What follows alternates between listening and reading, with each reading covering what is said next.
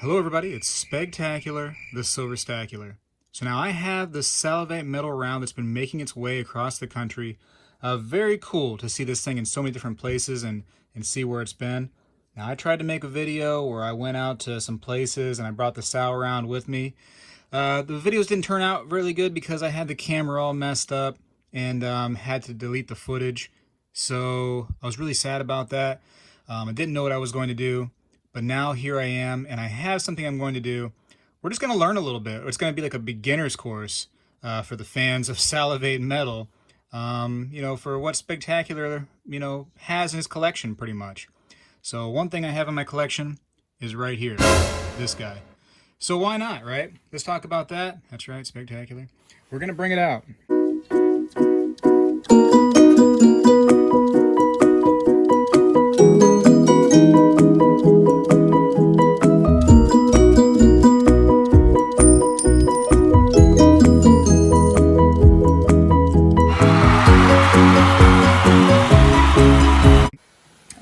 What is it? It's actually a tarantula. And no, it's not $29.99. That's an old price tag. Let's go ahead and open it up against our better judgment, right? Like we shouldn't be doing this. Sounds like a bad idea. There's a lot of misconceptions about tarantulas. And maybe in this video we can talk about it a little bit, go over some things. Totally not a normal silver video, is it? Totally not. But that's okay. Let's make it a little different. First of all, this is a Brachypelma vagans. So now these are actually from like a Central America, so around like a lower Mexico kind of area. Now, funny enough, it's actually becoming popular in Florida as a species. It was found out in the wild in southern Florida. So Florida actually has tarantulas here. Florida's that environment where a lot of different things can live here. So you don't see it moving very much, and because it probably is just completely scared of me, right? Not usually a good idea to handle tarantulas. They don't need any love from you, to be honest with you. It doesn't help them in any way. It's really for your benefit. And I could go my entire life, and this thing could go its entire life with never having me hold it, and it would be just fine. It wouldn't be sad about it. I might, be sad. I would love to have it on me. No, I'm just kidding. But it doesn't need that from you. It's not a loving pet like that. It's not going to really remember who you are. It's not about that. But handling it can be educational for sure. And sometimes when you have to rehouse them and move them to other places, you gotta handle them a little bit, and you have to take that risk too. They're so fast moving sometimes, and they're kind of skittish that they may end up just shooting up your arm out of nowhere. I did a calendar I think it was about a couple years ago now. And in the calendar, as the guy is sitting there with the camera, getting ready to take the shot of me holding this tarantula in my hand, the thing shoots up my arm real quick, up my arm, up to my shoulder, and rests right on my shoulder like a parrot. And what a great shot for a calendar, right? I mean, that was definitely not planned. So we took the picture there, and it worked out real well. But you got to remain kind of fearless. And it's hard if you have a fear of tarantulas. Maybe me holding it a little bit will help ease you. Maybe you're already turned to a different video. You're like, I'm not doing this. What's recommended is like a paintbrush, right? If you're going to go ahead and try to scoot this thing onto something so you can pick it up. One thing you don't want to do is reach your hand in and try to grab this thing, right? You don't want to reach your hand into the cage. This is the tarantula's home after all, right? Somebody tries to bust in through your door, you're going to go grab a knife, a gun. I don't know what you're going to do, but you're going to be probably defensive. You're going to either have that, fight or flight mentality. Same thing with the tarantula. It's going to do one of two things. As I go to try to touch it, it's going to either have the fight or flight mentality. It's going to run away, or it's going to rear its legs up, kind of like this. And that kind of showed me his fangs a little bit, kind of saying, hey, I mean business. So I know it's like 4 minutes into the video. We haven't even touched this thing yet, but I just want to go over some things real quick. So, so tarantulas are actually very delicate. Very, very delicate. A drop from only a couple feet, believe it or not, if I'm holding it and it falls to the floor, could actually kill it. It can rupture its abdomen by falling from such a short distance, and it's going to be a slow death over a couple days, but it will die. And man, very sad for the tarantula. to have to die because you decided that you wanted to hold it. So it's always a good idea to hold it very close to the ground. So what I have here is actually have a bed. So it's a soft mattress. When I hold it, I'm going to try to hold it low so that if it does do anything, it's just going to run off of my hand onto the bed. That's the game plan, at least. With tarantulas, you never know. It's you know, it's an animal, and it's a crazy bug. It's a crazy bug.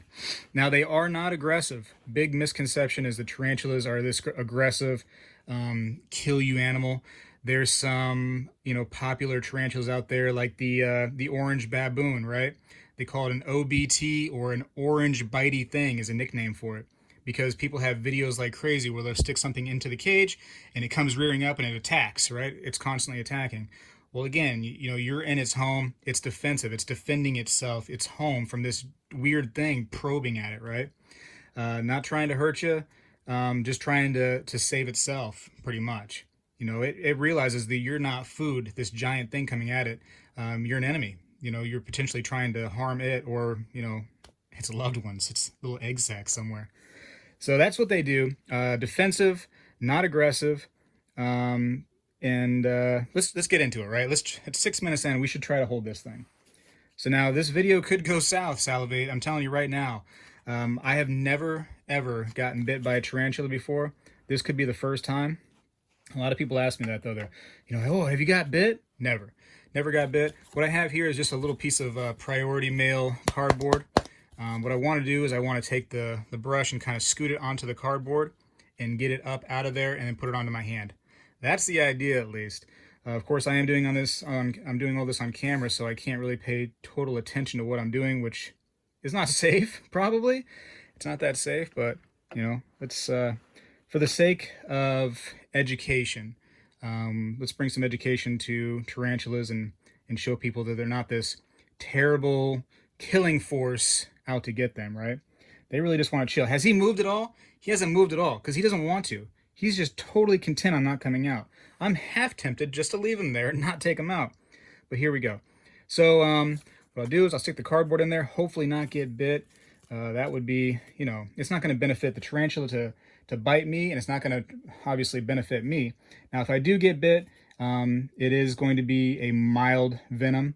It's more like a bee sting. So let's see the kind of mood that he's in real quick. Right here, we'll see if he's in a fight or flight mood. Oh, he's definitely in a fight mode. Did you see that?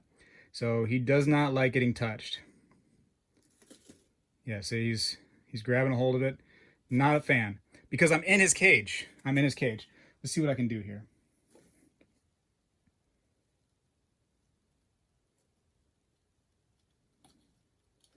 Once I get it out of its cage, it should be a little bit easier to work with.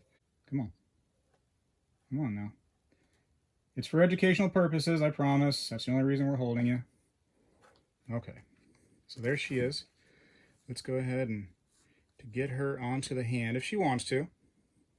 Or if she wants to bite me, that's what she's going to do, right? One thing you want to watch out for is, so they got two, let's call them hands, right in front of them, right? Because you look at them and you see 10 legs, basically, right? Well, actually, so they have 8 legs. They're an arachnid. But then they got these 2 long things right there in front as well. So you confuse those for additional legs. Those are actually kind of evolved mouth parts. So that's to help them eat. Let's move this back, Salivate. I don't want to ruin you in the shot too much. But realize that we're trying not to stress this poor girl out anymore. So let's try to get her angled, and we'll try to push her down onto the hand. So she's out of her like element right now, which is where you want her to be if you're going to handle her. You notice that she's not trying to rear up and strike me or anything like that right now, because that's not what she's all about. Let's zoom in on her. You want to? Probably not, right? Everybody's like, please just stop. Please stop. This is not what I thought it was going to be. I gotta move this camera. Hold on, camera. Yeah. This thing is all messed up, this camera. I'm trying, everybody. All right, did it work? All right, there we go. All right, sorry about that. So, again, want to keep her low to the ground just in case she was to jump off. Now, she is kind of like, she's got like some dirt on her. It's actually not dirt. It's what she's been kicking up. She's been kicking little hairs up.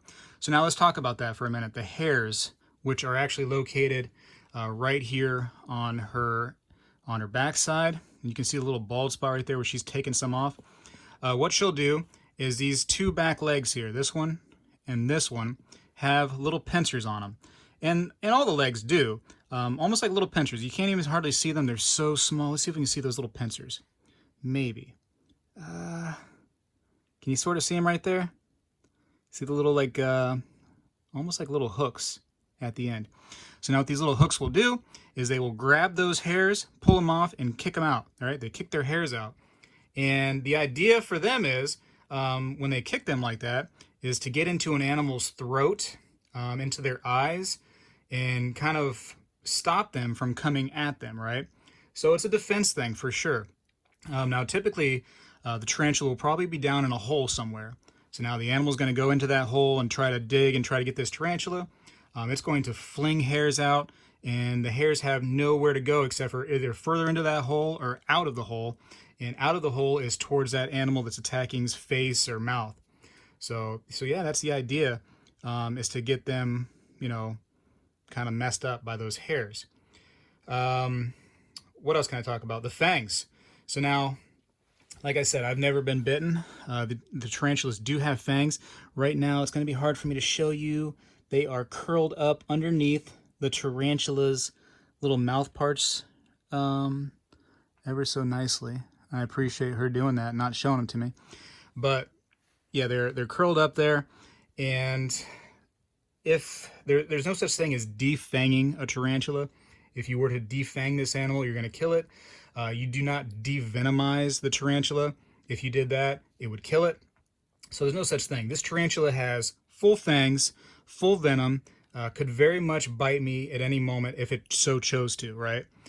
Now the venom for these type of tarantulas, this is called a New World species. So now the New World species are typically known to have a mild venom. And when I say mild, excuse me, got a little burp there.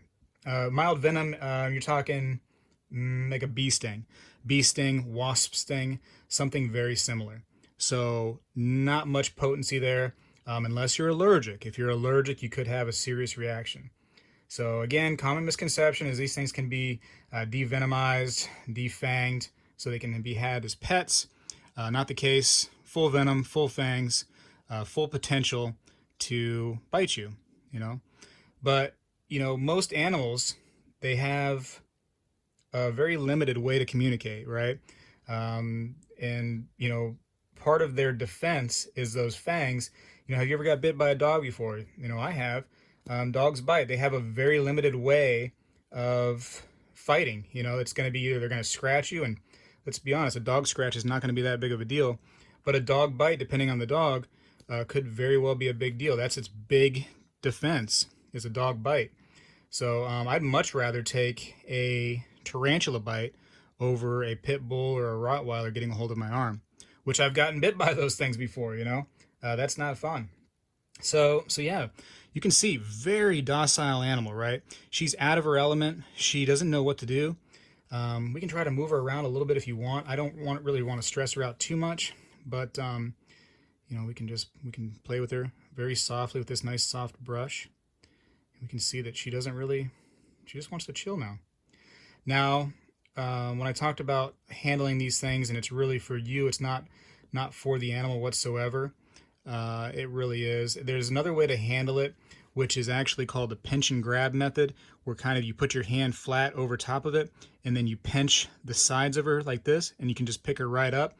And they're almost paralyzed that way. When they come off the ground, they don't know what to do. When all the 8 legs come off, they're just kind of, hey, I don't know what to do at this point. I'm kind of stuck. Let's get you in the shot here, Sal. I'm sorry.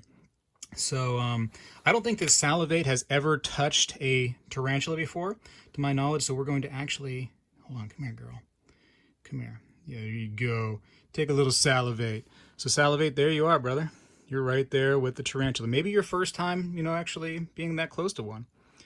Now, I call her a girl. I've never looked up her skirt to find out what she really is. You could actually look at their molt when they molt, or you can actually take them with that pinch grab method I told you about and turn them upside down and look at it. But they will have different different shapes down there. You know what I mean? Depending on if they're male or female. I believe, based on her shape, and I'm calling her her, based on her shape and how docile she is, that she's a female. The males, usually about this size, are a little bit more skittish. They're looking to do a little wham bam, thank you, ma'am, and then die. Once the male reaches its ultimate form, it's called ultimate form. It sounds like a superhero, right? Once the male reaches its ultimate form, it's like destined to die, man. It's not very far along, and it's kind of sad when you find out that you have a male, because you either gotta hold on to it while it lives for a few more, months probably, or try to get it to breed a little bit so you can have some babies. Now, I'm not much of a breeder. I'm not like that. I just, it was a fear thing for me. I had a fear of spiders and bad, right? Like cold sweats would break out if I'd see one. Asking either whatever woman was in the house, at the time when I was younger, my mother, or now my wife, kill it, kill it, kill it. So I wanted to try to get over that. So what do you do to get over something? Expose yourself to it. And I felt if I exposed myself to tarantulas, that I would get over it. And it definitely helps me to get over any fear of tarantulas I had. Now, some spiders, I still don't like them. You know what I mean? I don't want them running all over me, crawling on my face, But tarantulas don't bother me too much. Very much, I will say. I'm okay with them, I tell you what, it brings out this natural reaction. It seems like when you go to pick one up, and let's say this one right here, when I was touching with that brush and it turned around and struck so quickly on the brush, it's a natural reaction to get a little adrenaline pump that goes through you. You're dealing with a tarantula, so I think your body just has like this innate thing that goes through you. Just, hey, I have to be on guard. I got to get that little adrenaline dump to get through this situation I'm in right now.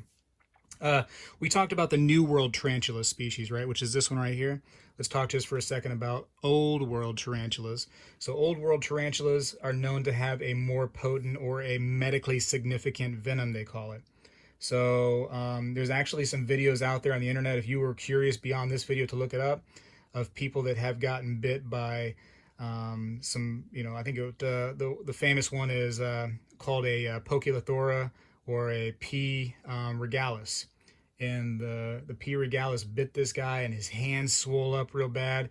He started getting a lot of muscle tightness, almost like a giant Charlie horse, in several areas that where that thing bit him.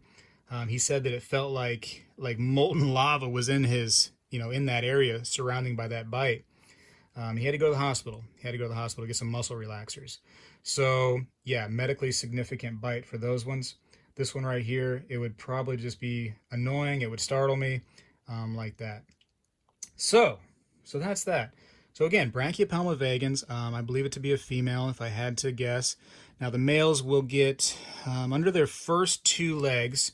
So right here, and oops, sorry girl, and this one here, right about into this area where I'm touching it underneath there, it'll get like a little hook, and they're called tribal hooks, and that's on the males only. Once they reach their ultimate form, they get those tribal hooks, and they're kind of there to kind of connect with the female. And it's an interesting process. I tell you what, how they do it.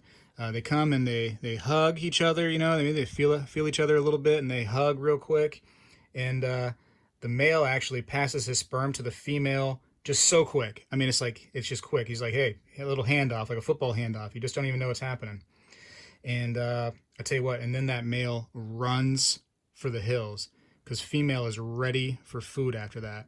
She's ready to eat. So it's a real quick process usually, and you got to get the male out of the cage or wherever you have them pretty quickly, because that female is on the hunt at that point. Kind of interesting, really. And again, man, once that male starts to get to mating age, it's just a matter of time before it's a ticking time bomb. He's about to die. I don't know what else I can say about this one. I find it fascinating. Again, the tarantulas. I know a lot of people that are watching this right now is like, wow, there's no silver in this video. There's no gold. I'm out. Maybe you find it interesting. Maybe you see that they're not the death dealer that you once thought they were. We can do some other things if you want. We can try to feed some. and that might be fun and see how they react. We could try to pick up some other ones. I don't like to do it, just because I said it stresses out the animal. People always ask me like, "Oh, what do? You go play with those things or something?" Like, no, not really. Not really trying to do it. Every now and then I get some kind of weird urge. It's like, I want to hold a tarantula, and then I do it. And then, it's kind of, that is what it is. Some people ask like how they feel. So they look very soft, right? Almost velvety. And the Brachypelma vagans is always kind of been known as like almost like a velvety colored and looking tarantula. Um, as far as their bristles, each tarantula has a different type of bristles. The one here on the back, the ones that they can actually throw, some are shaped different ways. You wouldn't want to get some of them in your skin because it would be very irritating. And some people actually have an allergic reaction to those bristles. Now, as far as the other parts, he is actually kind of soft around this area here. And what's interesting about a tarantula is you would never know unless you actually held one that they got like little, I don't know how to describe it, little prickers almost, little prickers on their toes. So see his toes, right? Hold on, let me try to point at his little toes. His toes right here. And it's terrible to try to get a picture of it here and you can't see it. But almost like little prickers. And so when he actually comes and grabs and touches, see him? See him come up? So he actually like grabs into you. So it's almost a hook. And these hooks are grabbing into your skin when he walks. Now it's not going down into your skin, it's not penetrating, it's not drawing blood, but it helps them to grab. So he's grabbing actually into my skin right now. So it feels almost like little tiny pinpricks all over when they walk. Not painful, just you notice it's not like you thought it was going to be. You thought it was going to be a soft little ride, but yeah, little pinpricks. So kind of something that was neat to me when I first held a tarantula. They do spin webs. So you see these little things on their buns here, right there. So these will actually help them to put that web out. Now, the terrestrial species, most of the time, don't do much with webs. They might kind of dig a little burrow and they'll, web up that area. But, mine doesn't do it a whole lot. Definitely could probably use some more moisture in this cage to help them to want to even make that web. The terrestrial species, a lot of them will make larger webs for sure. I'm sorry, the arboreal species, the ones that go up in trees and stuff, they'll definitely usually make larger webs in my experience. What else can I talk about? Water. That's an interesting thing, right? Do tarantulas drink water? Yes, actually, they can. It's not totally necessary, but it can help for the health of the animal to put like a little water cup in their cage. And yes, it's so cute. Actually, I know it's funny to say, tarantula being cute, but they come down to that little bowl of water and they spread their little legs out and they just dip their little face in it and they just sit there and suck up some water in their fangs. Really kind of neat how they do it. As far as, let's talk about feeding. Crickets, cockroaches, any kind of bugs. Some people feed them mice, like a larger species. They might get a mouse or something. Is it necessary to feed them a mouse? No, not really. It's more of an entertainment thing, I think, more than anything else. You could just totally feed them purely on insects. But they'd eat a lizard if they got a hold of a lizard. They'd eat a frog. They're definitely opportunists when it comes to whatever comes in front of them that's small enough to get a hold of. So yeah, they'll usually grab it. They'll bite it with their fangs, inject it with that venom, and then kind of sit there on top of it for a while and feed off of it. So that venom can kind of dissolve the innards a little bit of that animal they're planning to eat, and that's how it's going to go. That's how it's going to go for that poor little animal. But they got to eat, right? They got to eat.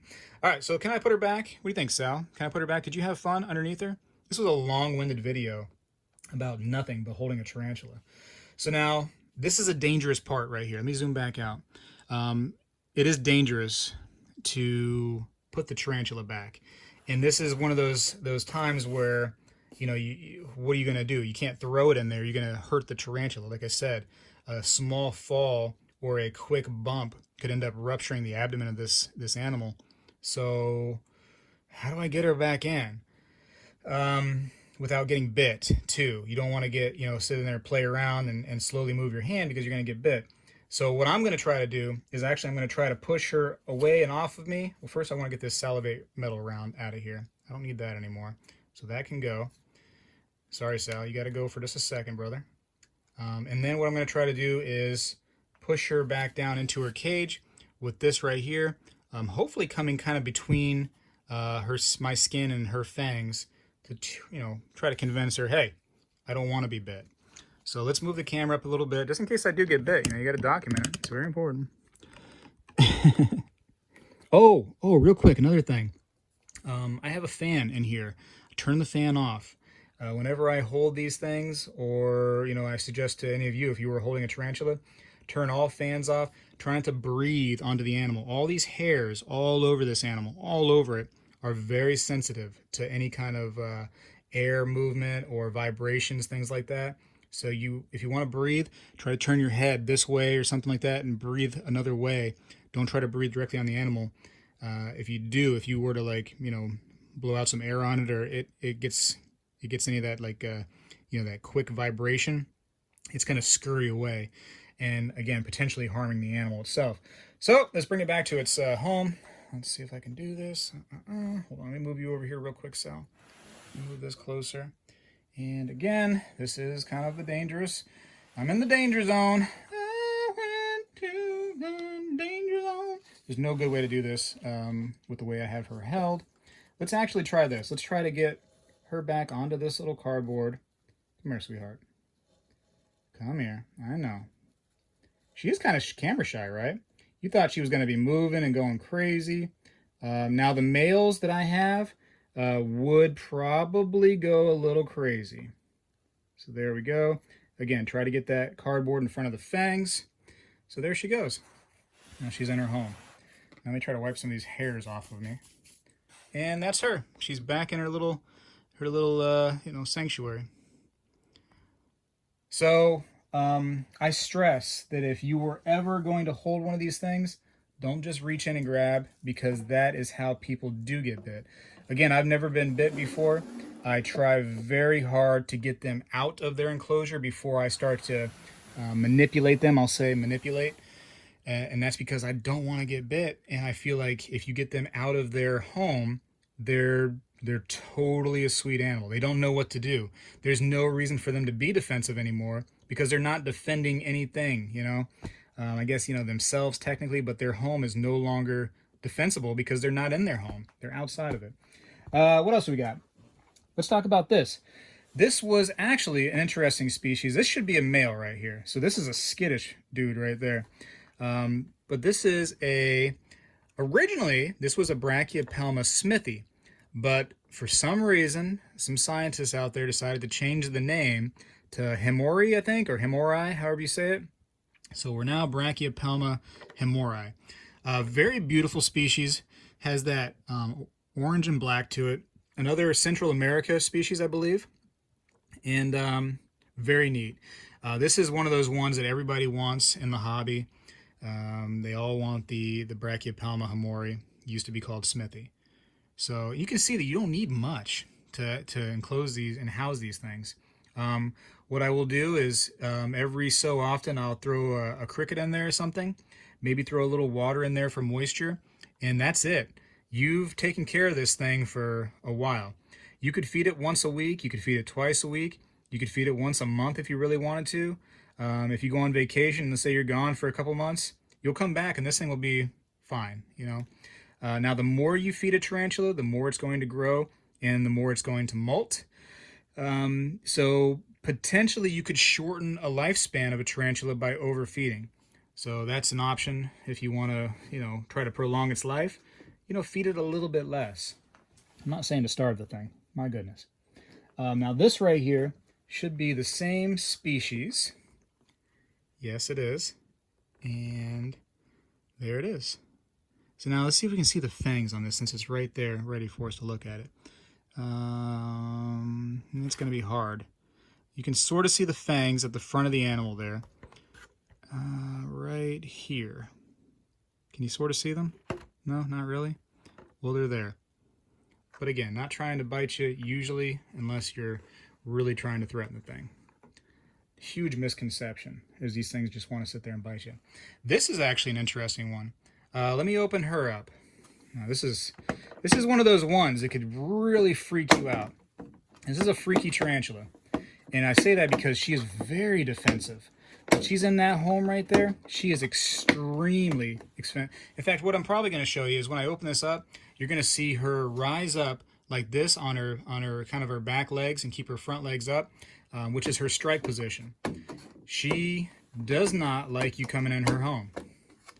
So let's see if I'm incorrect or right about this situation. These little lids right here are a pain sometimes.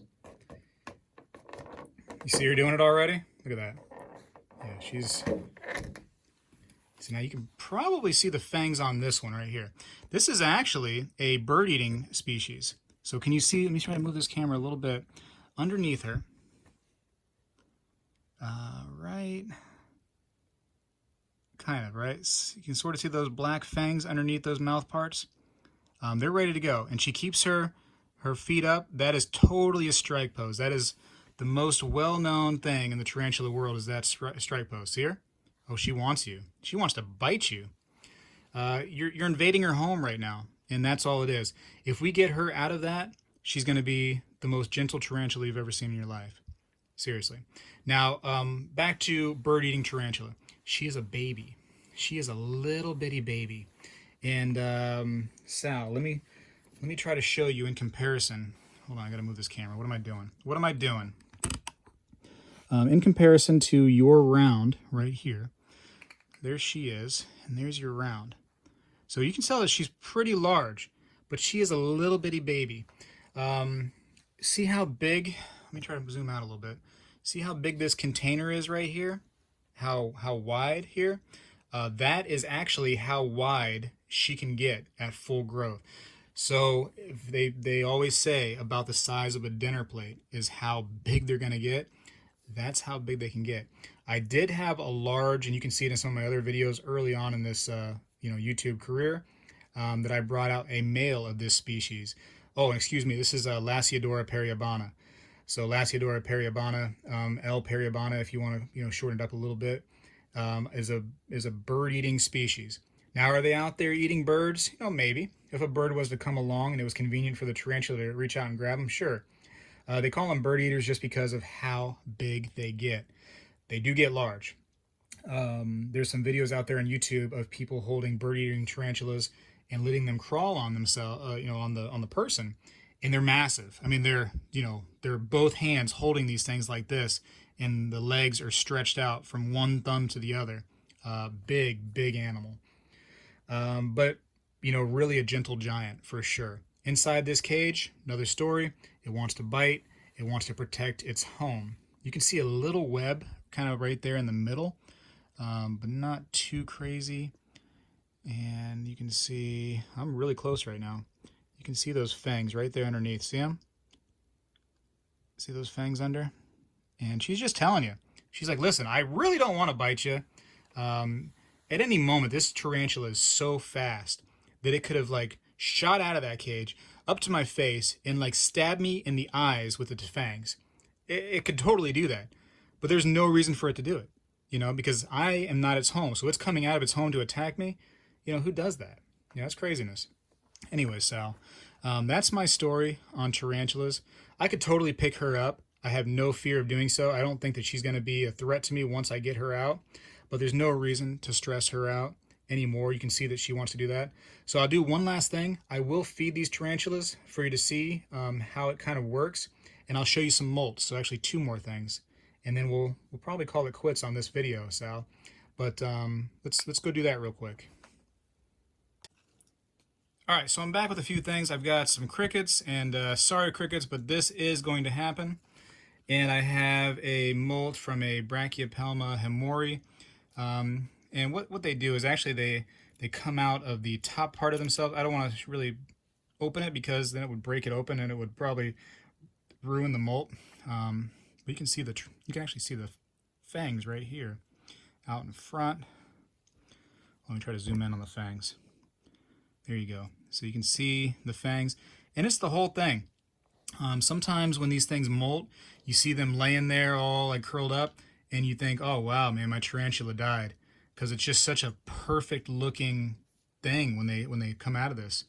So this is actually where like the eyeballs are here. This is like the head part. So you can see the eyeballs right here in the front by my thumb. Very, very cool. So yeah, that's a molt. So whenever they molt, they're getting bigger. They're turning into the next best thing. Anyways, let's go ahead and do some feeding. And got to apologize for any crickets harmed during the making of this film. And real quick too, while I'm thinking of it, if you ever want to learn more about tarantulas, maybe you don't want to actually get one, but it's a fascinating animal. Fascinating. Different than a spider. Believe it or not, there's a lot of differences between tarantulas and spiders. And it's just so neat. So here's a great book, The Tarantula Keeper's Guide. I put a link to this in the description on Amazon if you want to check it out. This is like the Bible of all things tarantulas. So if you ever were curious about, you know, anything tarantula related, this is where you would go. There's some beautiful, beautiful species out there of tarantula. And I know what you're thinking, like, no, it's impossible for them to be beautiful. But, you know, you see one of these right here. You see a Aviculera versicolor. You see a Poecilothora metallica. Here's a baby versicolor, bright blue, and they are bright blue like that. That was one of my first tarantulas. It's a beautiful animal. The colorations on them can be fantastic. But anyways, the moment you've all been waiting for is death and destruction. So here you go, Sal. I will put you here. You're going to witness this firsthand, all this brutality. So we're going to play a little thing. What I like to do is I like to drop them kind of on top of the tarantula. And what that does is stimulates kind of like movement, because obviously it's getting hit with these things, and that causes that reaction to want to capture it. They're so fast, lightning fast, these things. So let's get a good view of that, how fast she is going to be at getting this cricket. I'm going to try to move this camera a little bit to make this happen for you all. I don't want any cuts out of the video as much as possible, just so you don't think that I'm trying to, you know, fool you guys. But let's see. And of course, this one time, it's not going to happen. No, cricket, don't get loose. So we'll put the, let's see if it tries to get that one. Let's see. Oh, it's scared. It's so scared. Oh. I thought about it. If it moves again, it might be, oh. Whew. So now it hasn't bit it yet. It's kind of hanging out underneath the tarantula. The cricket's probably afraid to move, thinking that it could be its last move if it does. Here comes the other one, gone. So super duper quick. The one in the back ended up getting away. He's eating something, because crickets are kind of like the cow of the animal world. They're just kind of dumb. So he just decided to move a couple inches and start eating stuff in the cage, which is probably tarantula poop it tried to eat on. So anyways, at this point, that tarantula is going to hold on to that cricket and to start doing its job, man, inflicting some venom onto it and sucking out the insides eventually. So what I'll do is I'll put this over top and let her go back to bed. That kind of like roof over it kind of simulates kind of like the dwelling of the animal kind of being closed, more like a cave, you know, a little cave or a little hole. So it makes them feel secure. Makes them feel secure. I don't know if you can really tell, but I have a lot of air holes in the tops of these things. And the air holes, beyond all the dust, my goodness, excuse me, but the air holes helps to ventilate it, and that's one of the most important things on the tarantulas, is to keep them very well ventilated. You want super ventilation. Very important for tarantula keeping. Let's open this up. And here again is that Brachypelma hemorrhoea. And I think I got some boys. I got a couple boys here, which I'd like to have a female more. Females are a little bit more valuable, in the hobby, because they last longer and they get bigger. They get a lot bigger. So anyways, we're going to try to give them some crickets and see how he acts. And the males are crazy. The males are skittish. Man, they will run out of that cage. Seriously. They're nuts. Male tarantulas, especially when they start getting to that last stage, you just hear them going nuts in their cage, running everywhere. They will freak you out, the males.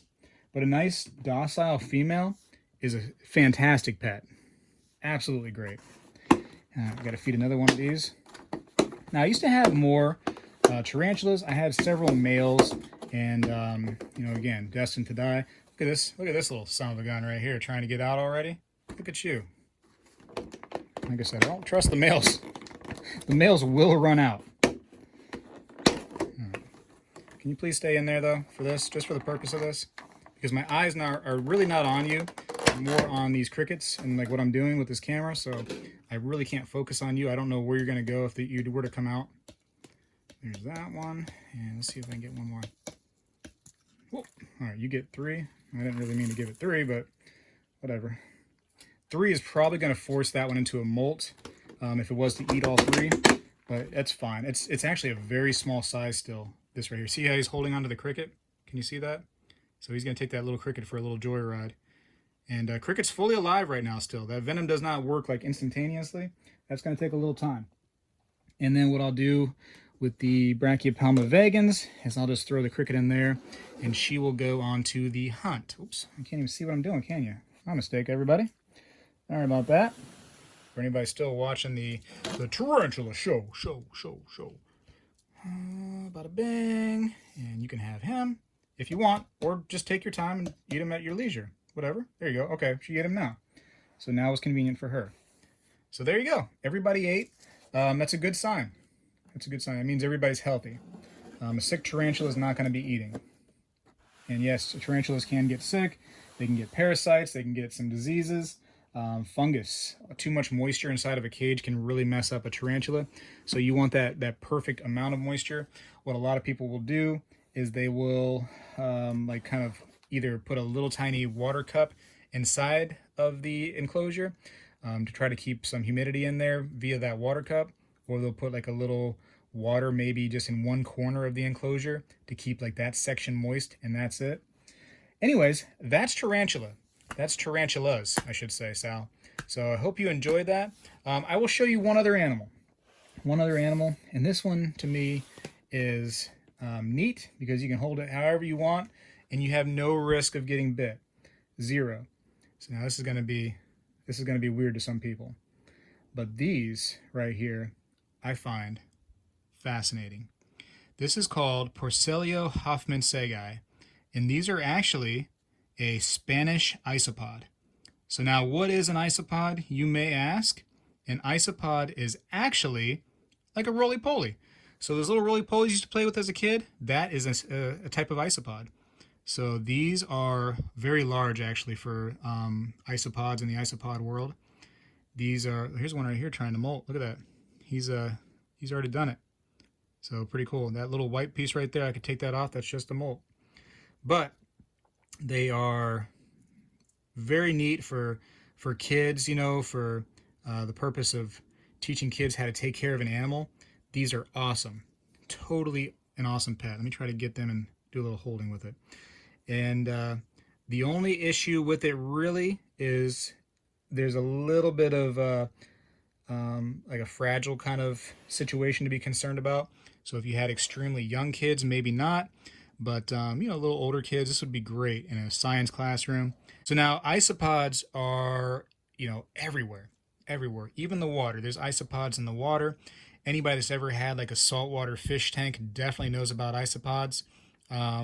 Out in the Gulf of Mexico, there's actually giant isopods. And I think they even come out to some of the larger, like the Atlantic oceans too. Giant isopods, huge. I'll try to show a picture of that. But man, fascinating animals. So now what they do, this is actually, I believe this is a female. She may have some eggs underneath her. Let's see if you got any eggs. Hold on, let me try to look under the skirt here. So yeah, I don't think that she has any from what I can see. It's hard to get the camera to zoom in that good. But you see that she's trying to curl a little bit. Now these species right here of isopods can't fully curl like the ones that you're probably used to playing with as a kid. That's about the best it can do right there, is that little tiny ball. But it has those little feelers, and those little feelers just feel around. And that's what they do. And what a cool opportunity these were some years back, because they were, like I said, they're Spanish isopods. So over in, you know, Europe is where you had to get these from, and weren't known over here in America. So now people are starting to get it more into these for the sake of, you know, hobby and to feed other animals as well because they're very prolific. They do well in most environments, and just easy to breed for even people that don't really understand insects very well. Excuse me. So yeah, it got really popular over here, and they were selling these things for about $50 a piece for each one. This one right here you're looking at would have cost you $50 at the time. Now they're getting a little bit more popular because they do breed very easy, and so yeah, it's much cheaper. This one just fell.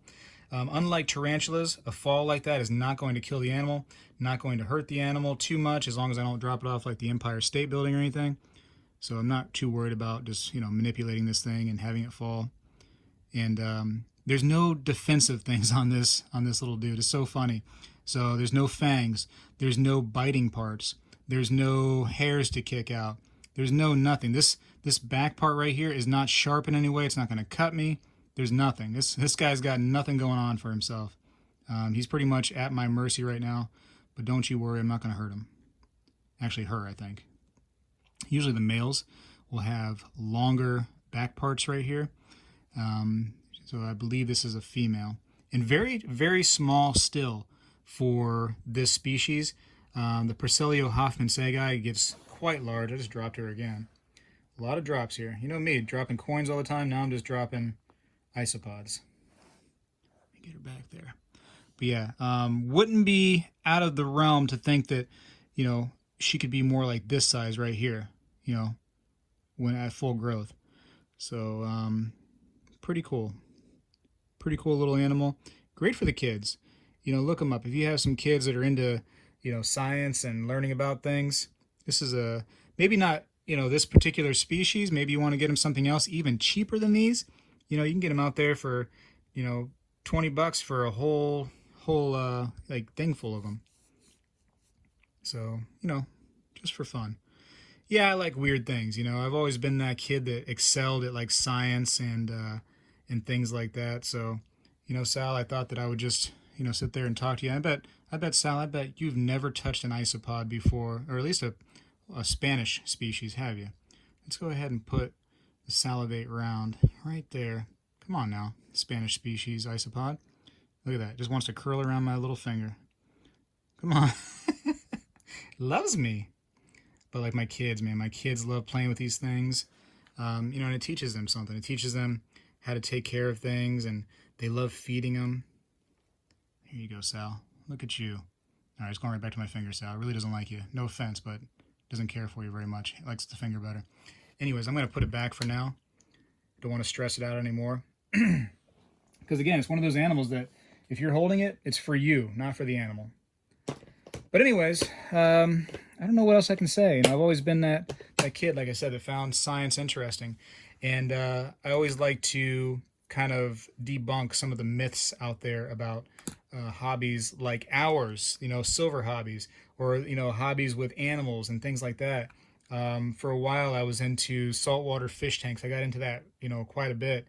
And I got into that early on when people were, harvesting these coral out of the coral reefs and, really damaging these coral reefs just by the hobby alone, just by, taking from these reefs. Then it became more well known that these corals actually did really well in our fish tanks, with the right conditions.